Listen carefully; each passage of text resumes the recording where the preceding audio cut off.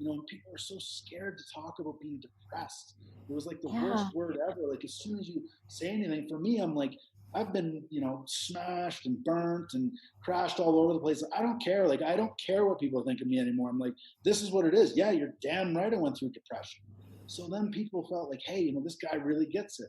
He really understands. It's not like, I always tell this funny story as, like some doctors and psychologists, it's the same as everything else. There's some good ones and there's some bad ones. Mm-hmm. When I was going through the really tough time and recovering from what happened in Vancouver, I was doing yoga and I was also seeing a therapist. Well, the first therapist that I had already gone and seen him 3 times. And it was on the fourth visit where I'm sitting in front of him and he's not even making eye contact with me. And he's like, and he said, so Kevin, he's like, how are the wife and kids? I'm like, who the fuck is Kevin? And it's like, No way. so I was like, you know what I mean? These are the stories of trying to recover and reach out for help. It's like, here's some dude who doesn't even want his job. He's supposed to be helping people, and he has he can't even remember my name. You know what I mean? So it's like I did have good doctors along the way, but for me, there's such a need for good mental health Yep. workers. We're lacking in that. People that actually listen, and people that, not just people that study the books, but people that understand. It's like, there's that term bedside manner with doctors. How a doctor will come in with a clipboard, patient 379 is displaying, and it's like they're talking about you like you're not even there. And it's like, doc, I'm like, right here. How about, like, how are you today? Even just 30 seconds of how are you doing? How do you feel? Not just, a scale of 1 to 10. And it's all just like this. It's dehumanizing. Yes. It's like And you're it a makes statistic. That's it.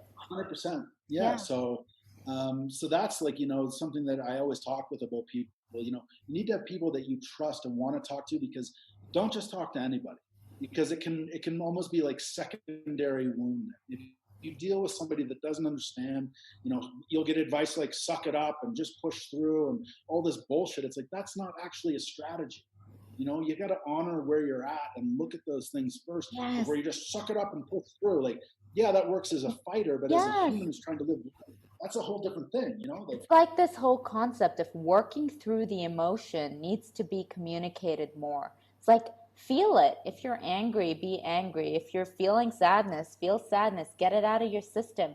Especially with every industrial revolution, right? We've become like the productivity intense economy across the globe, which is all Just about, cogs in a huge machine. Just yes, cogs in a machine, a number, and that's you it. know, that's what it is.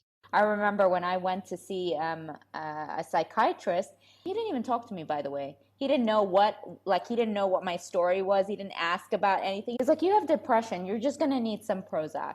Like, Oh, I was like, really? Like, and then if you don't have some way of sifting to always second guess what you've been told, you would just get sucked into that, and then you'd be dependent on the drug. there's a quote. I forget who said it, but it's very powerful, and I'm sure that it'll resonate with a lot of people. But those treated with Western medicine need to recover twice: once from the ailment and once from the medication. I went on antidepressants when I was in Vancouver and I was struggling with drug addiction. And I went and I was same as you. I went and I just said, oh, I'm having really bad thoughts. It's like I feel like life is meaningless now, and I've had so much suffering, and this and that, and I really don't know. I'm starting to get scared. Like, I just don't feel like I don't have a purpose. I don't have a meaning. I don't have direction. I don't have any help. And the first thing the doctor did, like, just like you said, wrote up a script and was like, here you go. And he wrote me a script for Wellbutrin, which, when I actually look back on it, Wellbutrin is like a drug that they use for some reason to help people stop smoking and all these different things. And it's loaded full of stimulants. So now I'm fucking jacked and having panic attacks all day. It's like what I got out of antidepressants for the first month I was on, I noticed something good that happened when I was on antidepressants.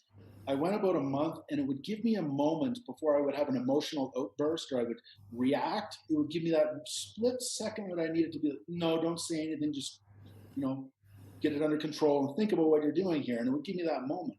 But after the month of that went by, I went into the second and third month where I was just flat. I was never happy. I was never sad. I was just kind of robotic. It was just the baseline. Sex drives down, energy levels are down.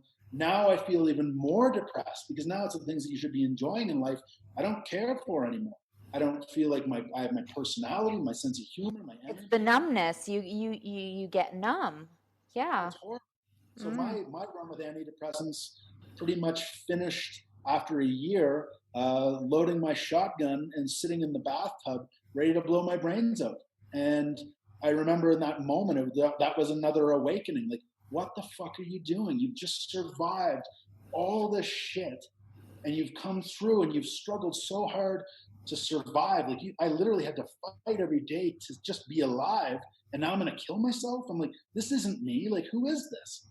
I remember that day I took the rest of the bottle, which I had, they'd already had me on like 450 milligrams. I put it all in the trash compressor, not the way you're supposed to come off of it, because for the next month and a half to 2 months, I got this thing called brain zaps, where it's like you feel this electricity in your head. And it's something that happens with people that go on antidepressants. Like, psychiatrists and psychologists, like, this is going to sound pretty blunt, but a lot of them don't have a fucking clue what they're doing. And we don't know what these medications do. And the problem in the US right now, they're talking about gun control. What about pharmaceutical control?